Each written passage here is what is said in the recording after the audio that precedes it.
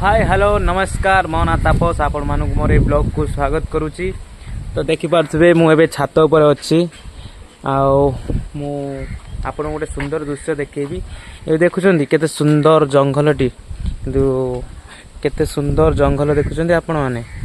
तो या ऊपर को देख गोटे पहाड़ देखा जाउची एवं गछ पत्र सब हलुचे हावा भी जोर दौची। तो ये जो पहाड़ आपण मैंने देखुं ये देखा बहुत पाखरे किंतु बहुत ऊपर अच्छी।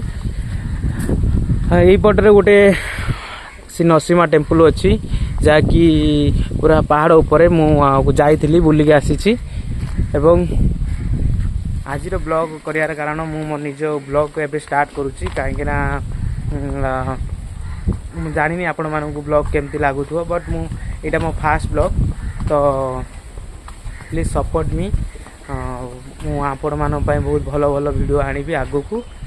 तो ये देखु मोर कपड़ा पत्र सब धोई छात उपर को आसी भाविली आज ब्लॉग स्टार्ट करवा कारण बसिक रही कि हेनी कि तो आमको वीडियो बना निजर भीतर निजक डेवलपमेंट करने पड़ो एवं से आज ब्लॉग स्टार्ट करी।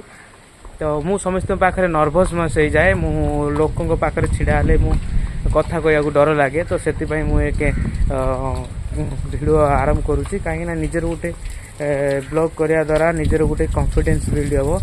तो देखो आम छातर पानी टांकी फुल है मु तले जाकि आगे टांकी बंद करके आसे टैप ना पानी सब बाहर थी।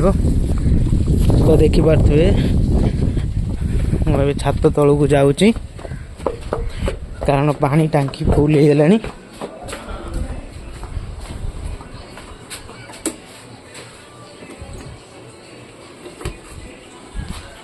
तो मो कहया कथा कि मत ब्लॉग बनया द्वारा मो निज भीतर गोटे कॉन्फिडेंस बिल्ड हम कि हाँ मु समस्त सामने छिड़ा ही कथा कही पारि कहीं गोटे भीतर गोटे नर्भस रोचे कि मु लोक मान सहित कथा नर्भस से मुझे वीडियो बनाऊँगी। प्लीज मत सपोर्ट करूँ मुझे बहुत भल भल वीडियो आनी आग को। आम मो घर हूँ ओडिशा।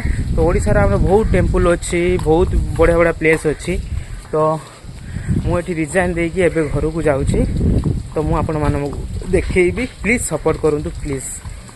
मु बहुत थे सब काम चेष्टा करी फेल मारी जाइए फिर भी कोशिश कर मैंने थे प्लीज सपोर्ट करूँ लाइक करूँ सब्सक्राइब करूँ चैनल को। ठीक अच्छे रोची जय जगन्नाथ।